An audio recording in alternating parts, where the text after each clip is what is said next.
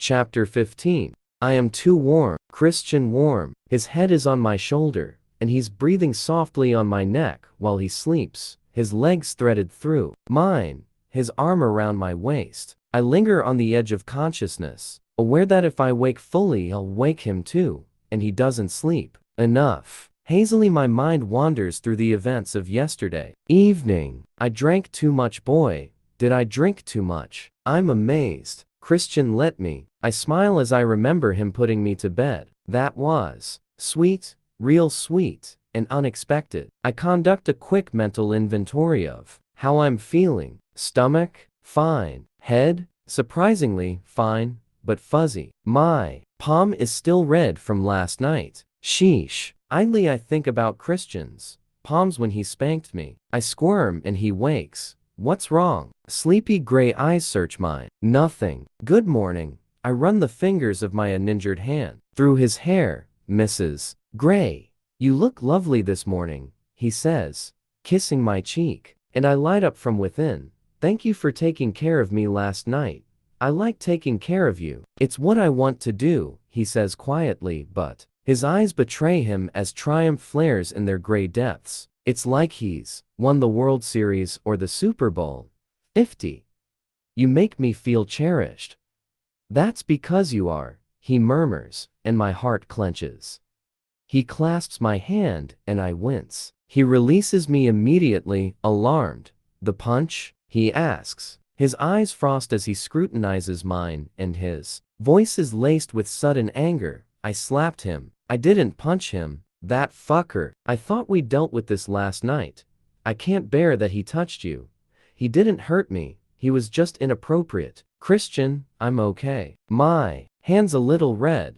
That's all. Surely you know what that's like? I smirk, and his expression changes to one of amused surprise. Why, Mrs. Gray, I am very familiar with that. His lips twist in amusement. I could reacquaint myself with that feeling this minute, should you so wish. Oh, stow your twitching palm, Mr. Gray.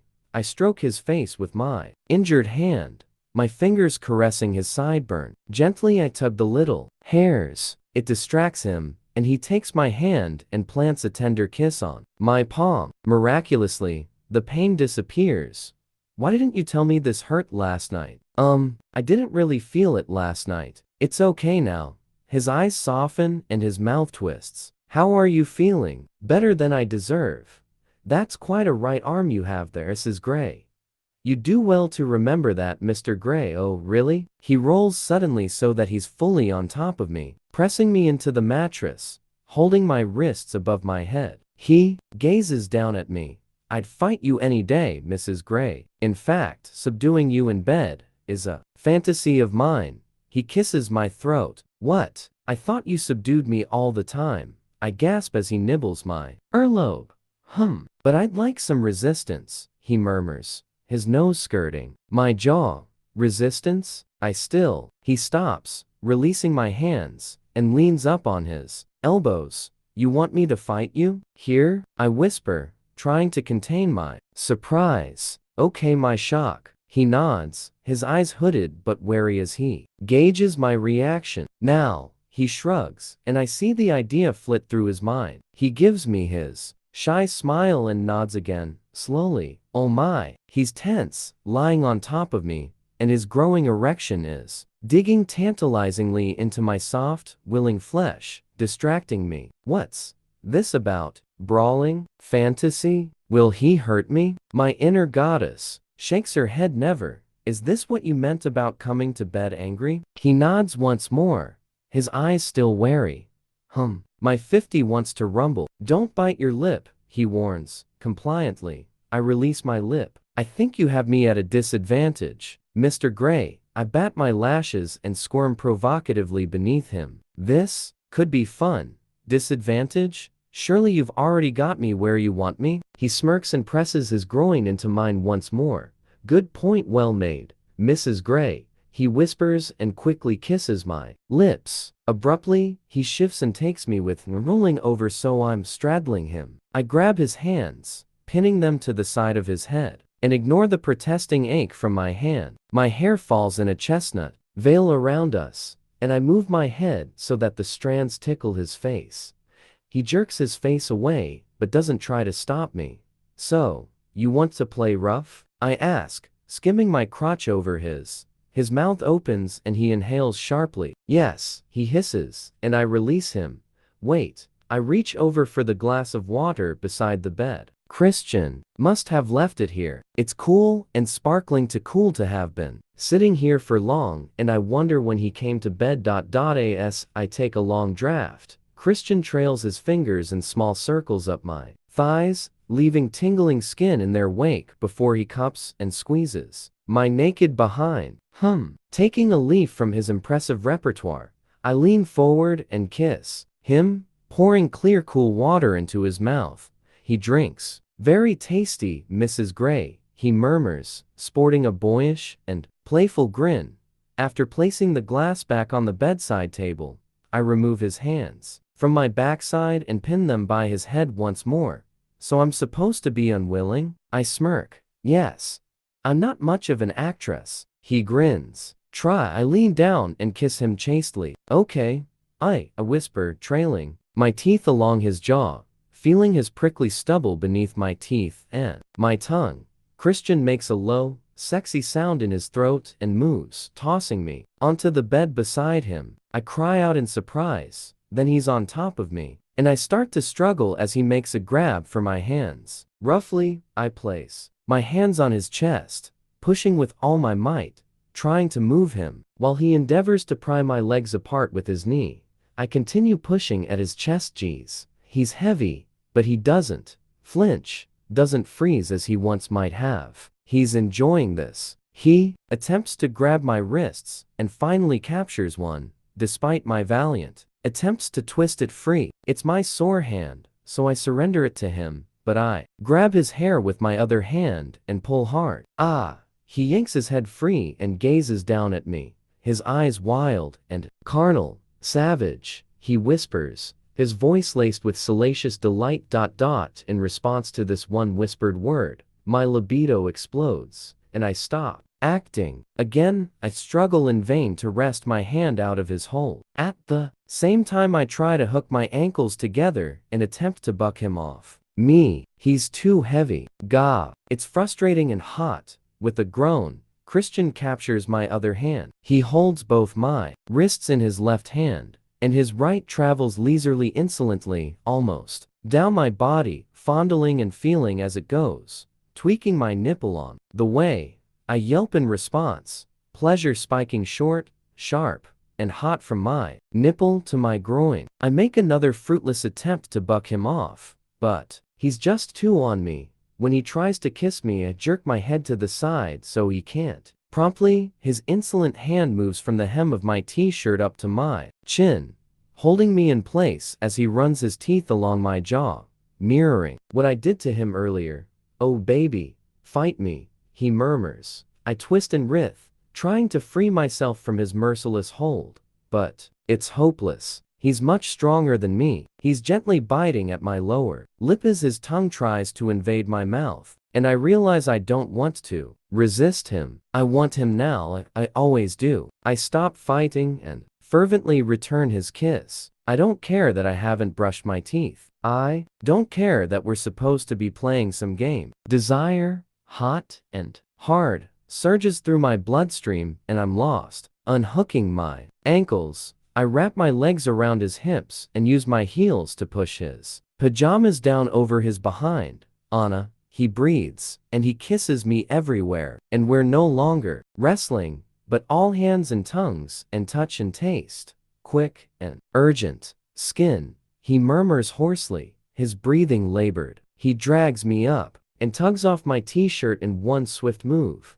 You, I whisper while I'm upright, because it's all I can think of to say. I seize the front of his pajamas and yank them down, freeing his erection. I grab and squeeze him. He's hard. The air whistles through his teeth as he inhales sharply, and I revel in his response. Fuck, he murmurs. He leans back, lifting my thighs, tipping me down onto the bed as I pull and squeeze him tightly, running my hand up and down him, feeling a bead of moisture on his tip.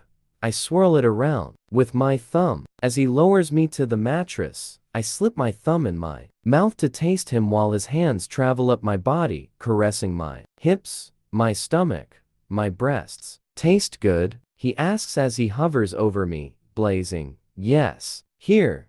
I push my thumb into his mouth, and he sucks and bites the pad. I groan, grasp his head, and pull him down to me so I can kiss him. Wrapping my legs around him, I push his pajamas off his legs with my feet, then cradle him with my legs around his waist. His lips trail from across my jaw to my chin, nipping softly. You're so beautiful. He dips his head lower to the base of my throat.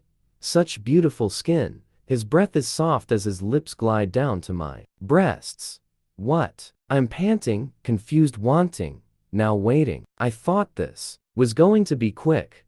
Christian, I hear the quiet plea in my voice and reach down, fisting my hands in his hair. Hush, he whispers and circles my nipple with his tongue before pulling it into his mouth and tugging hard. Ah, I moan and squirm, tilting my pelvis up to tempt him. He grins against my skin and turns his attention to my other breast. Impatient, Mrs. Gray. He then sucks hard on my nipple. I tug his hair. He groans and peers up. I'll restrain you, he warns. Take me, I beg. All in good time, he murmurs against my skin. His hand travels down at an infuriatingly slow speed to my hip as he worships my nipple with his mouth. I moan loudly, breath short and shallow, and I try once more to entice him into me, rocking against him. He's thick and heavy and close, but he's taking his own sweet leisurely time with me. Fuck this. I struggle and twist, determined to buck him off me again. What the? Grabbing my hands, Christian pins them down on the bed. My arms spread wide and rests his full body weight on me, completely subduing me. I am breathless, wild. You wanted resistance, I say, panting. He rears up over me and gazes down, his hands still locked around my wrists. I place my heels under his behind and push. He doesn't move. Gah, you don't want to play nice? He asks, astonished, his eyes alight with excitement. I just want you to make love to me, Christian. Could he be any more obtuse? First, we're fighting and wrestling, then he's all tender and sweet. It's confusing. I'm in bed with Mr. Mercurial. Please. I press my heels against his backside once more. Burning, gray eyes search mine. Oh, what is he thinking? He looks momentarily bewildered and confused. He releases my hands and sits back on his heels, pulling me into his lap. Okay, Mrs. Gray. We'll do this your way. He lifts me up and slowly lowers me onto him so I'm straddling him. This is it. This is what I want. This is what I need. Curling my arms around his neck, I twist my fingers in his hair, glorying in the feeling of him inside me. I start to move, taking control, taking him at my pace, at my speed. He moans, and his lips find mine, and we're lost. I trail my fingers through the hair on Christian's chest. He lies on his back, still and quiet beside me as we both catch our breath. His hand thrums rhythmically down my back. You're quiet. I whisper and kiss his shoulder. He turns and looks at me, his expression giving nothing away. That was fun. Shit, is something wrong? You confound me, Anna. Confound you? He shifts so that we're face to face. Yes, you. Calling the shots. It's different. Good different or bad different? I trail a finger over his lips. His brow furrows, as if he doesn't quite understand the question. Absent-mindedly, he kisses my finger. Good different, he says, but he doesn't sound convinced. You've never indulged this little fantasy before? I blush as I say it. Do really want to know any more about my husband's colorful, kaleidoscopic sex life before me? My subconscious eyes me warily over her tortoiseshell half-moon specs. Do you really want to go there? No, Anastasia. You can touch me. It's a simple explanation that speaks volumes. Of course, the 15 couldn't. Mrs. Robinson could touch and murmur the words before my brain registers what I've said. Shit, why did I mention her? He stills. His eyes widen with his oh no, where's she going with this? expression. That was different, he whispers. Suddenly I want to know, good different or bad different? He gazes at me. Doubt and possibly pain flit across his face, and fleetingly he looks like a man drowning. Bad, I think. His words are barely audible. Holy shit. I thought you liked it. I did. At the time. Not now. He gazes at me eyes wide, then slowly shakes his head. Oh my. Oh, Christian. I'm overwhelmed by the feelings that swamp me, my lost boy. I launch myself at him and kiss his face, his throat, his chest, his little round scars. He groans, pulls me to him, and kisses me passionately, and very slowly, and tenderly, at his pace. He makes love to me once more on a Tyson, punching above your weight. Ethan applauds as I head into the kitchen for breakfast. He's sitting with Mia and Kate at the breakfast bar, while Mrs. Bentley cooks waffles. Christian is nowhere to be seen. Good morning, Mrs. Gray. Mrs. Bentley smiles. What would you like for breakfast? Good morning. Whatever's going, thank you. Where's Christian? Outside.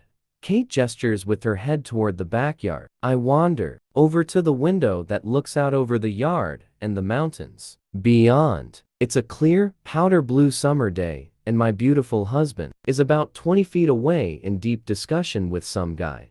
That's Mr. Bentley he's talking to, calls Mia from the breakfast bar. I turn to look at her, distracted by her sulky tone. She looks venomously at Ethan. Oh dear, I wonder once more what's going on between them.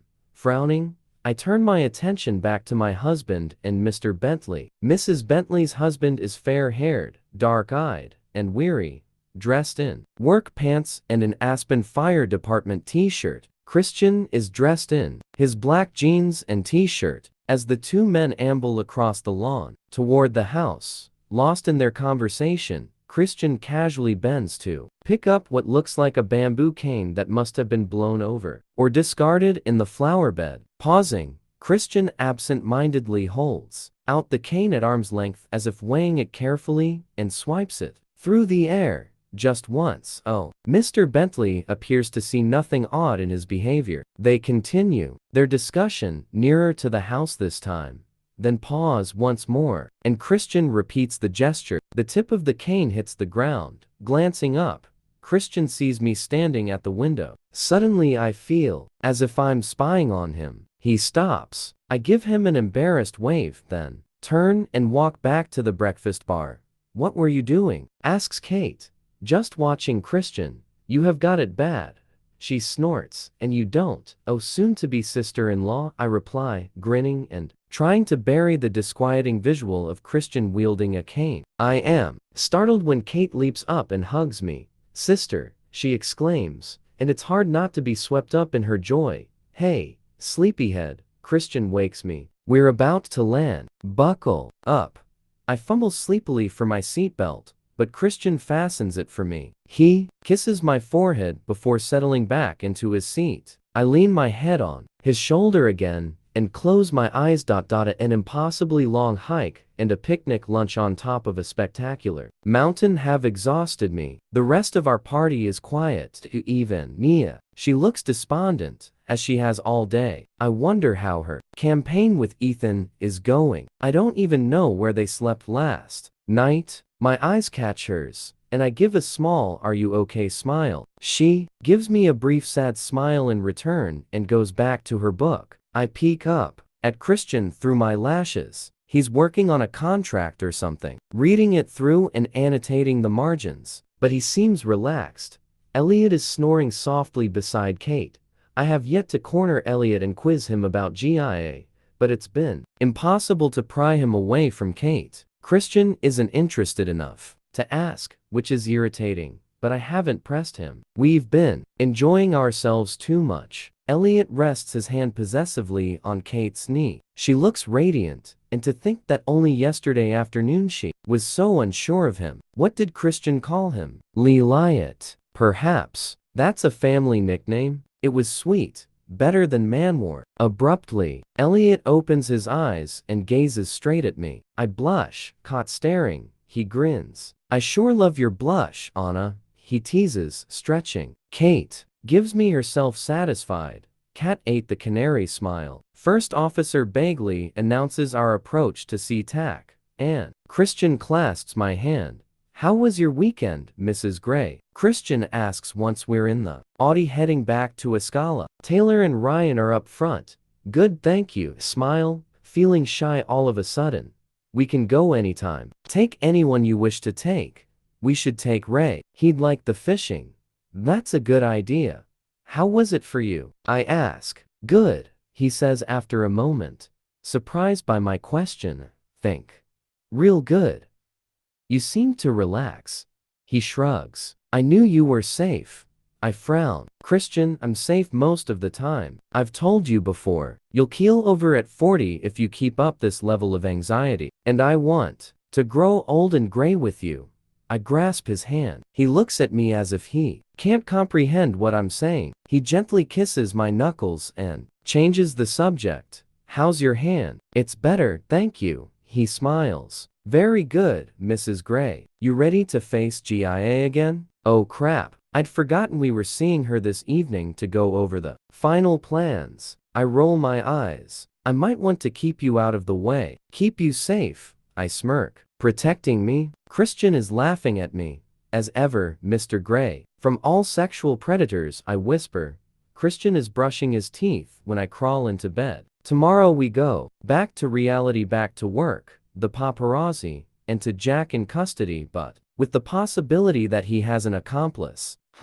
Christian was vague about that. Does he know? And if he did know, would he tell me? I sigh. Getting information out of Christian is like pulling teeth, and we've had such a lovely weekend. Do I want to ruin the feel-good moment by trying to drag the information out of him? It's been a revelation to see him out of his normal environment, outside this apartment, relaxed and happy with his family. I wonder, vaguely, if it's because we're here in this apartment with all its memories and associations that he gets wound up. Maybe we should move, I snort. We are moving. We're having a huge house refurbished on the coast. GIA's plans are complete and approved, and Elliot's team starts building next week. I chuckle as I recall GIA's shocked expression when I told her that I'd seen her in Aspen. Turns out it was nothing but coincidence. She camped out at her holiday place to work solely on our plans. For one awful moment, I'd thought she'd had a hand in choosing the ring, but apparently not. But I still don't trust GIA. I want to hear the same story from Elliot. At least she kept her distance from Christian this time.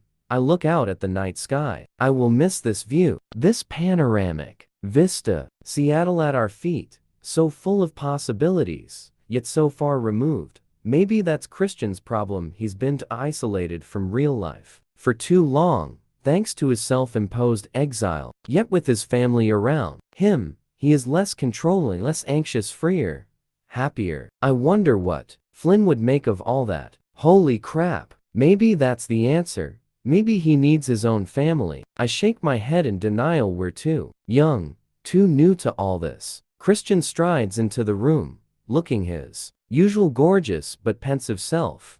Everything okay? I ask. He nods distractedly as he climbs into bed. I'm not looking forward to going back to reality, I murmur. No, shake my head and caress his lovely face. I had a wonderful weekend. Thank you. He smiles softly. You're my reality, Anna. He murmurs and kisses me. Do you miss it? Miss what? He asks, perplexed. You know, the caning and stuff.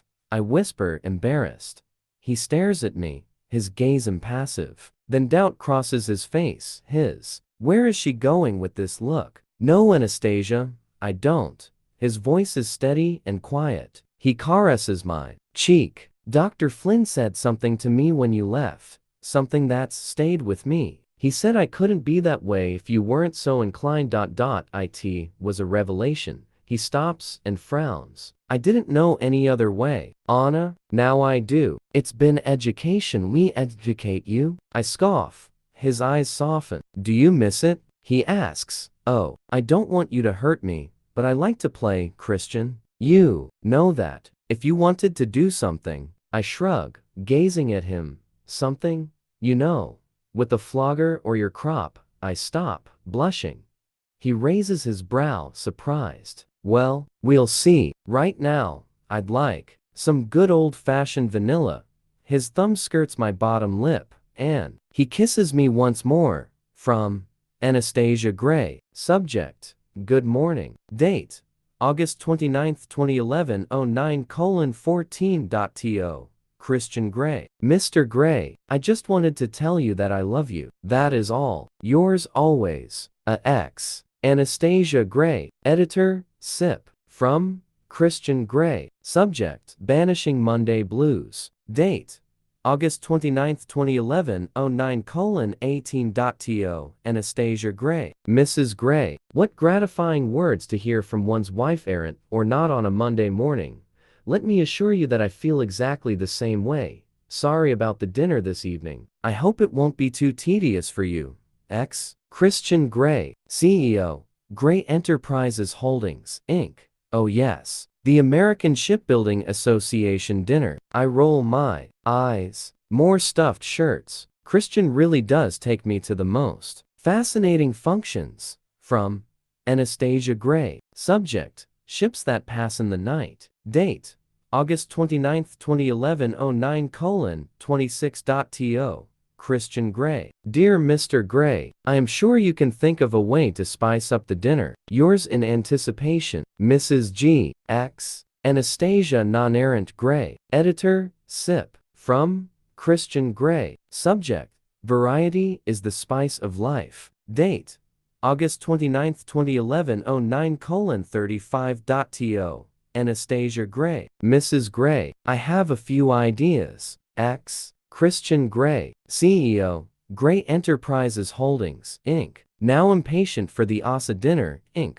All the muscles in my belly clench. I wonder what he'll dream up. Hannah knocks on the door, interrupting my reverie. Ready to go through your schedule for this week, Anna? Sure, sit. I smile, covering my equilibrium, and minimize my email program. I've had to move a couple of appointments. Mr. Fox next week, and doctor. My phone rings, interrupting her. It's Roach. He asks me up to his office. Can we pick this up in 20 minutes? Of course. From Christian Gray. Subject: Last night. Date: August 30th, 2011, 09:24.to. Anastasia Gray. Was fun. Who would have thought the Asa annual dinner could be so stimulating? As ever, you never disappoint. Mrs. Gray, love you. X. Christian Gray. In CEO, Gray Enterprises Holdings, Inc. From Anastasia Gray. Subject: I love a good ball game. Date: August 30th, 2011, 09:33.to. Christian Gray. Dear Mr. Gray, I have missed the silver balls. You never disappoint. That is all, Mrs. G. X. Anastasia Gray. Editor: SIP. Hannah taps on my door, interrupting my erotic thoughts of the previous evening. Christian's hands, his mouth. Come in, Anna. Mr. Roach's pa just called. He'd like you to attend a meeting this morning. It means I have to move some of your appointments again. Is that okay? His tongue. Sure, yes, I mutter, trying to halt my wayward thoughts. She grins and ducks out of my office, leaving me with my delicious memory of last night. From Christian Gray. Subject: Hide. Date: September 1st, 2011, 15:24.to. Anastasia Gray. Anastasia, for your information, Hyde has been refused bail and remanded in custody. He's charged with attempted kidnapping and arson. As yet no date has been set for the trial. Christian Gray, CEO, Gray Enterprises Holdings, Inc. From Anastasia Gray. Subject: Hyde. Date: September 1st, 2011, 15:53.to. Christian Gray. That's good news. Does this mean you'll lighten up on security? I really don't see eye to eye with Prescott. Anna X. Anastasia Gray. Editor: SIP. From Christian Gray. Subject: Hyde. Date: September 1st, 2011, 15:59.to. Anastasia Gray. No security will remain in place. No arguments. What's wrong with Prescott? If you don't like her, we'll replace her. Christian Grey, CEO, Grey Enterprises Holdings, Inc. I scowl at his high-handed email. Prescott isn't that bad. From Anastasia Gray. Subject: Keep your hair on. Date: September 1st, 2011 16:03.to. Christian Grey. I was just asking rolls eyes, and I'll think about Prescott. Stow that twitchy palm. Anna X. Anastasia Gray. Editor, SIP. From Christian Grey. Subject: Don't tempt me. Date: September 1st, 2011 16:11.to. Anastasia Gray. I can assure you, Mrs. Gray, that my hair is very firmly attached. Has this not been demonstrated often enough by your good self? My palm, however, is twitching. I might do something about that tonight. X. Christian Grey. Not bald yet. CEO, Grey Enterprises Holdings, Inc. From Anastasia Gray. Subject: Squirm. Date: September 1st, 2011 16:20.to. Christian Grey. Promises, promises. Now stop pestering me. I'm trying to work. I have an impromptu meeting with an author. We'll try not to be distracted by thoughts of you during the meeting. X. Anastasia Gray. Editor, SIP. From Anastasia Gray. Subject: Sailing and Soaring and Spanking. Date: September 5th, 2011 09:18.to. Christian Grey. Husband: You sure know how to show a girl a good time. I shall of course be expecting this kind of treatment every weekend. You are spoiling me. I love it. Your wife. X. Anastasia Gray. Editor, SIP. From Christian Grey. Subject: My life's mission. Date: September 5th, 2011 09:25.to. Anastasia Gray. Is to spoil you, Mrs. Gray, and keep you safe because I love you. Christian Grey. Smitten, CEO, Grey Enterprises Holdings, Inc. Oh my. Could he be any more romantic? From Anastasia Gray. Subject: My life's mission. Date: September 5th, 2011 09:33.to. Christian Grey. Is to let you because I love you too. Now stop being so sappy.